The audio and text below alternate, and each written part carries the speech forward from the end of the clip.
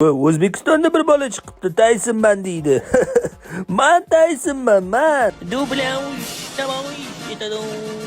O'zbekistonda bir bola chiqibdi, menga o'xshayar ekan. Har xil videolar chiqaryapti, voy. Tayson ekanligimni o'zim bilib qolganman. Agar sen Tayson bo'lsang, men nima magazinchi G'olibboymanmi shunda? Yoki Paqini chap tuxumi tomonidagi magazinda ishlaymanmi? Bitta shashlikni yomadi. Somsa yegani ham bor u bolani. Do'stlar,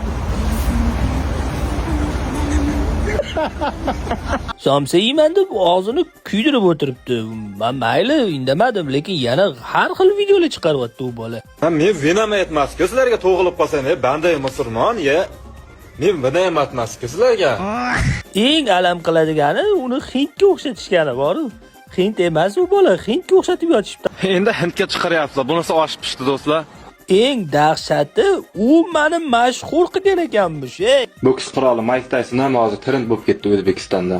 Menga nobor rahmat aytish kerak. Rahmat. Endi ochding dedim-da, u bolaga o'zim telefon qildim.